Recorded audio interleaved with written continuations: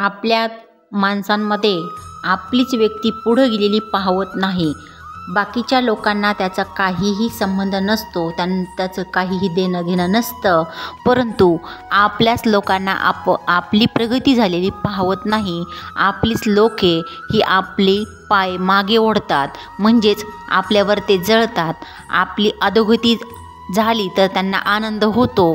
म्हणून कधीही आपण कशा अवस्थेत जगतो हे आपल्या शेजाऱ्याला देखील सांगू नये, आणि नातेवाईकांना तर नाहीच नाही, कारण त्यांच्यामध्ये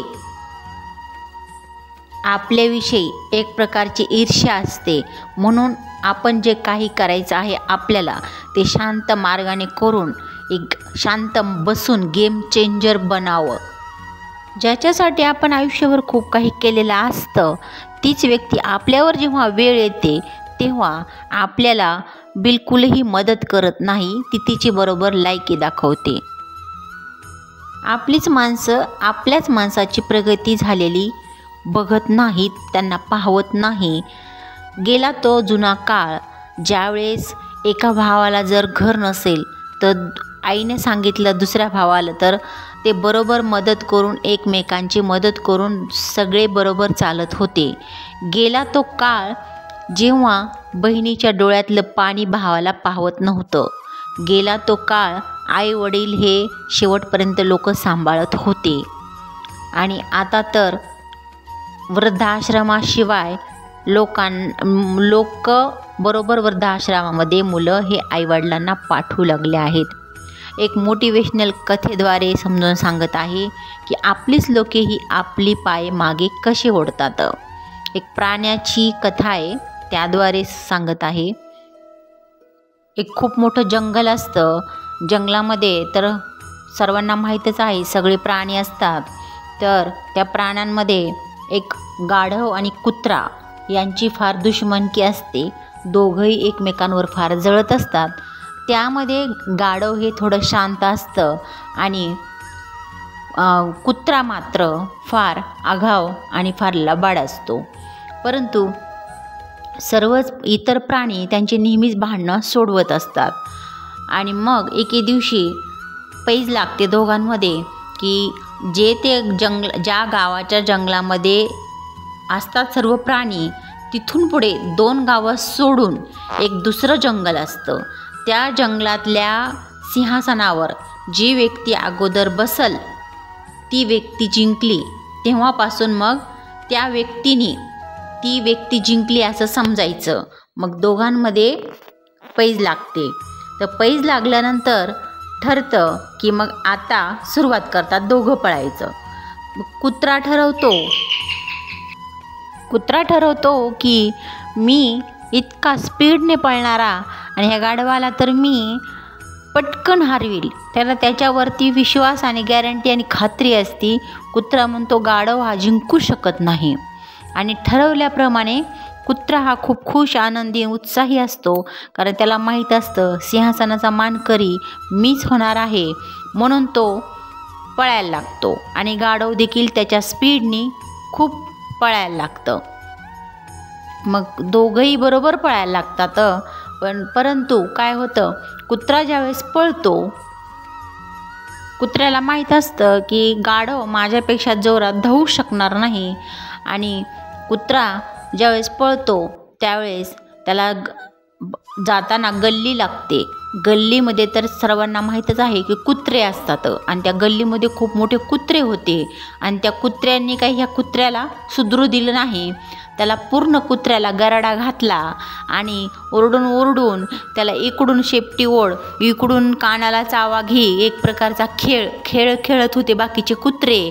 आणि कुत्र्यांना माहीत होतं बाकीच्या की हा शर्यत ह्याने लावलेली आहे आणि ह्याला काही जिंकू द्यायचं नाही. म्हणून तिथेच त्याने त्या कुत्र्याची 10 मिनिटं घालवली. कसं बसं करून कुत्रा त्या बाकीच्या कुत्र्याच्या तावडीतून निसटला आणि धावू लागला. तरी पण कुत्र्याला स्वतःवर विश्वास होता की गाढव हे एवढं मोठं जाड, एवढं हळूनी पळणारं, आणि मी जिंकणार आणि ते माझ्यापेक्षा जिंकू शकणार नाही. आणि असं करता करता थोडंसं कुत्रं पळालं. अजून पुढच्या गल्लीतील कुत्र्यांनी त्याला हुसकावून लावायचा प्रयत्न केला. असंच करता करता प्रत्येक गल्लीत, प्रत्येक चौकात 10, 12, 5, 6, 7, 8 या पद्धतीने कुत्र्यांचा घोळका त्याला भेटायचा आणि त्याला अडवण्याचा प्रयत्न करायचा आणि इकडून ओरडून तिकडून ओरडून त्याचे प्रत्येक ठिकाणी 10 मिनटं, 10 मिनटं, 15 मिनटं, 20 मिनटं या पद्धतीने वेळ निघून जात होता. प्रत्येक गल्लीत, प्रत्येक चौकात याच पद्धतीने घडत होतं. आणि मग कसा बसा धावत धावत कुत्रा सिंहासनाजवळ जाऊन एकदाचा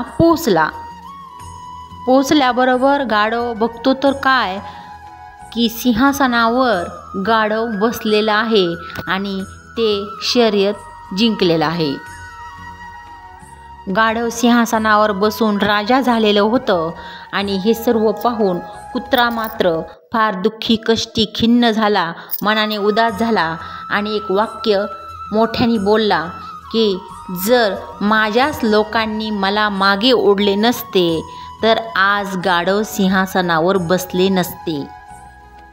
या मोटिवेशनल कथेतून आपल्याला असा धडा मिळतो की आपलीच लोके ही आपली पाय ओढतात आणि आपल्याच घरातील आपल्याच लोकांनी जर त्रास दिला तर इतर लोकांचं मात्र साधतं आणि ज्यांना अक्कल नाही, गाढवाप्रमाणे बुद्धी आहे, त्या लोकांचं मात्र साधून निघतं.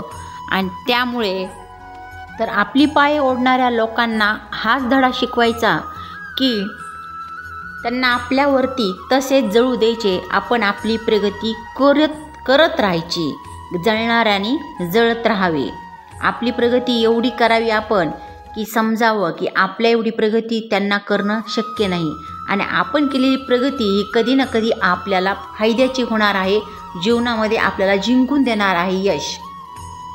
तर अशा पाया ओढणाऱ्या लोकांपासून दूर राहावं, अशा जळणाऱ्या व्यक्तींपासून दूर राहावं. कारण यांच्या जर नादी लागलं तर आपलीच सकारात्मक ऊर्जा ही त्यांच्या पद्धतीने नकारात्मक होते. आपली सकारात्मक ऊर्जा एवढी ठेवावी की त्यांच्या जळण्याचा आपल्यावर काही फरक पडू देऊ नये, उलट आपण जास्त प्रगती करावी. सुरुवातीला ठीक आहे, आपण आपले पाय ओढतात दुसरे म्हणून दुःखी कष्टी होतो, दुसरे आपल्या प्रगतीवर जळतात म्हणून आपण कष्टी होतो, परंतु आता ते सर्व काही सोडून देऊन उलट आपण आपली व्यवस्थित प्रगती करून जळणाऱ्याने जळत राहावे असे समजावे. जळून एके दिवशी करपून जावे, आपण मात्र आपली प्रगती करीत राहावे.